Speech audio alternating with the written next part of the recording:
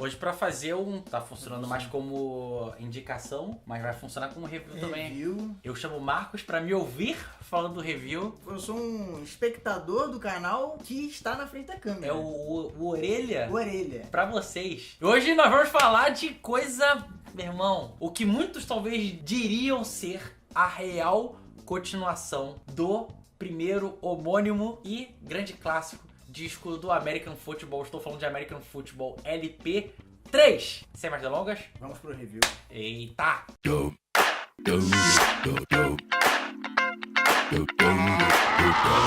American Football LP3. Esse disco também me dá uma sensação ser talvez a continuação que as pessoas esperavam do primeiro disco, ao mesmo tempo que me parece um encerramento de ciclo também. Você acha que ele traz novidades?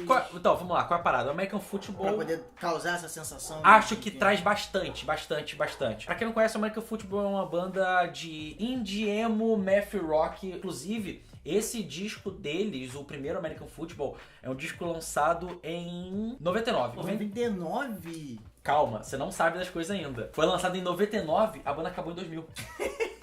Eles voltaram a fazer show em 2014. E eles lançaram o segundo disco em 2016. Que foi quando eu conheci o American Football. Esse disco é um baita clássico, tanto do começo ali dos indies, do começo dos anos 2000. Ele é um disco que ele é essencial pra muitas bandas de emo. Ainda mais esse emo hoje em dia tem um pouco de pop punk, que é meio redefinido, assim, é uma coisa um pouco... É outra parada. É mais uma galera que você olha que você fala, essa galera é indie. Não.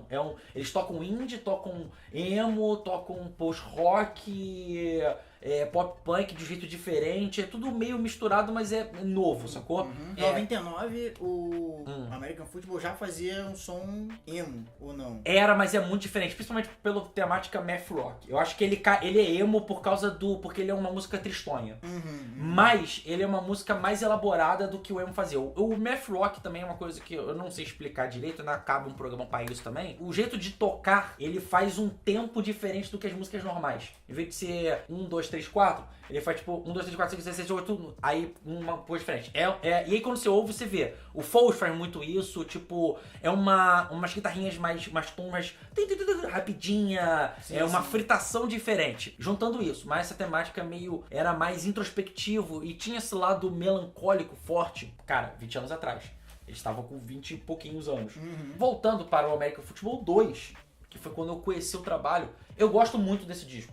Muito. Tem músicas ali que eu acho incríveis, lindas, emocionais, mas eu entendo quem não gosta desse disco em comparação, ou pelo menos ficou com a sensação, tipo assim, não era bem isso que eu tava esperando. Por quê? É basicamente o mesmo som do primeiro disco, só que de um jeito mais simplificado.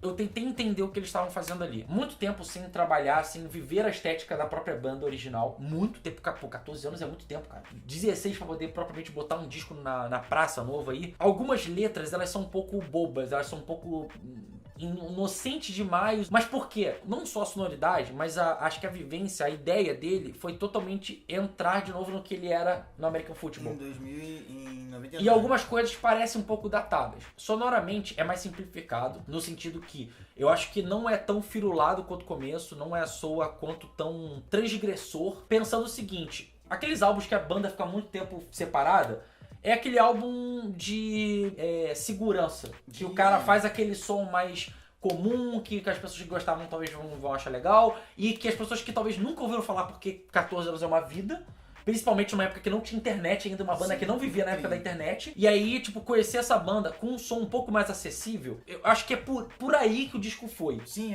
foi uma espécie de zona de conforto, né? Mas aqui, nesse disco, é realmente... Mesmo eu não conhecendo lá desde sempre aquele primeiro disco, começando a ouvir depois, aqui eu falo, ok, isso sim dá pra perceber que é a continuação. Por quê? Porque os caras demoraram 3 anos só pra fazer um disco novo. 2016 pra 2019. E aí eles já estavam afeiçoados de novo e já sabiam talvez os meandros de talvez o que fazer a mais. E por isso esse trabalho não só soa interessante, mas ele soa inclusive mais maduro. E aí você pega até por um exemplo muito simples, que é a capa dos trabalhos. Pega as capas do primeiro e do segundo American Football, você vê uma casa. Ele tem uma coisa realmente mais urbana ali naqueles trabalhos. Aqui é uma sonoridade que ela se torna um pouco mais etérea e mais mística, talvez. Ele puxa muito pro lado, em vários momentos aqui, muito do post-rock, o som do rock alternativo ali no começo dos anos 90, algumas influências de shoegaze, uma pequena outra pincelada, mas muito sutil de dream pop, chega a colocar algumas coisas em alguns momentos aqui de mais de folk misturado com country. O andamento math rock ele é mais suavizado aqui. Ele acontece em alguns trechos e algumas músicas. Doom in Full Bloom, que é a segunda música, a maior música do trabalho, a outra, tirando a Silhouettes, que é a primeira, com 7 minutos. Os dedilhados e as notas do jeito compassado do math rock cria uma sensação de que parece que você tá passeando com a banda. Eu tive um pouco essa sensação quando eu escutei o disco, um som que te leva, assim, você vai ouvindo... Todos os discos do American Football tem um pouco disso, mas isso eu acho que é mais essencial. Você tem que adentrar no disco.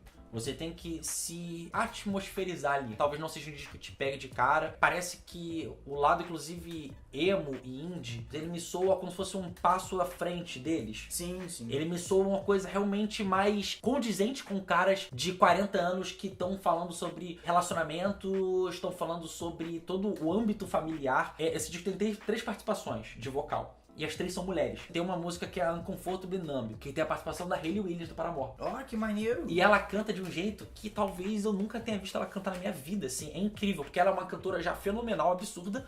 Também uma ícone do emo. Caraca, machuca essa música. Ao mesmo tempo que ela é muito bonita. E várias dessas músicas no trabalho tem isso. E você sentir muito uma sensação de conflito, de desnorteamento. Mas como tem esses tons mais doces e amenos ao longo do trabalho, dá uma sensação de que você tá com um sentimento meio em parafuso, mas que no final das contas as coisas estão caminhando para uma certa resolução. E aí nessa música, especificamente, ela trata do amadurecimento do peso da vida adulta. Cai um pouco mais pro country. O country tem algumas músicas assim, com essa densidade sonora, mas ele comenta aqui numa trecho da música: eu não sinto nada por dentro. Eu culpei meu pai na juventude. Agora, como meu pai culpa a bebida. Caraca, olha só. É uma visão sobre paternidade, sobre relação pai e filho, sobre relação familiar tão complexa. Cara, um trechinho pequenininho que envolve tanta parada, Tanta né? parada. Um lance de crescimento, assim, né? Porque...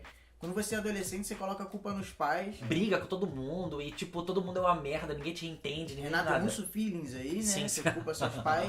Você vira pai, sabe qual é? E você repete aquilo que você provavelmente criticava no seu pai, sabe qual é? Ele fala, não, agora como o meu pai, Sim. eu boto a culpa na bebida. Foda, né, cara? Sabe qual é? É incrível essa parada, porque ao mesmo tempo que é um pouco de crescimento, porque você tem um entendimento do que se passava pro seu pai, é também repetição de um erro, porque não deixa de ser um erro e tal. É um erro cíclico que a vida permite isso, né, cara? É muito uma reflexão legal pra caramba. Gostei. Ó, a primeira música, Silhouette, que é uma música linda, uma música que introduz esse novo universo, como vários outros trechos de outras músicas do álbum.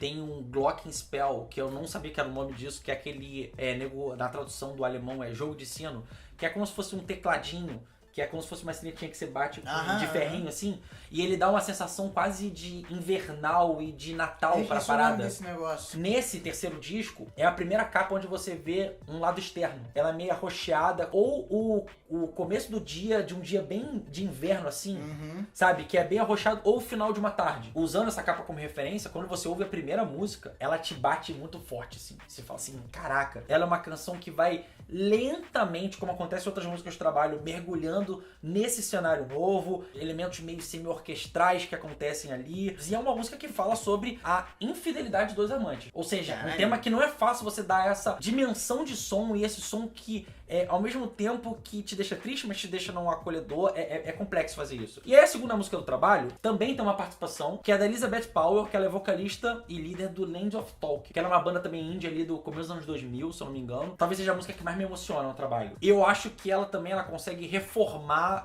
tanto o tom quanto as melodias, que são características da banda, desse jeito mais gracioso, mais profundo e quase espiritual. O trecho que a Elizabeth canta é assim: Truth or Dare, Love is the cross you bear. É verdade, o desafio, o amor é a cruz que você carrega.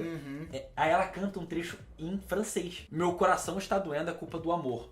Meu coração está quebrado, também pode ser um sentido. E ela fala em francês, eles estão tão em desalinho, tão em desentendimento, que parece que eles estão falando em outra língua.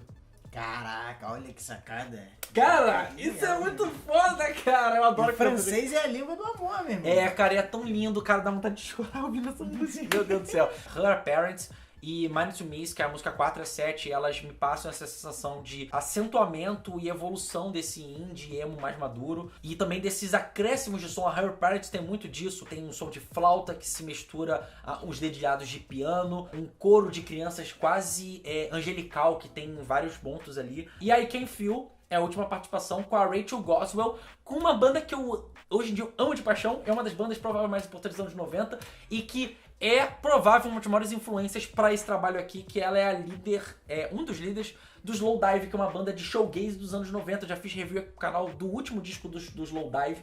E o final é muito Slowdive isso, de as coisas ficarem meio astrais, meio celestiais, meio... você tá atravessando constelações, assim. Misturado com esse som mais floreado e quebrado de math rock. Me parece que ele tem um entendimento aqui que, mesmo que haja conflito, as mulheres são o passado, o presente e o futuro dele. Porque não só elas são algumas das músicas mais interessantes do trabalho, mais emotivas, quanto também músicas que representam o emo, que foi o passado dele, de um jeito novo. A Elizabeth Power representa o indie, que foi o passado dele, mas de um jeito novo.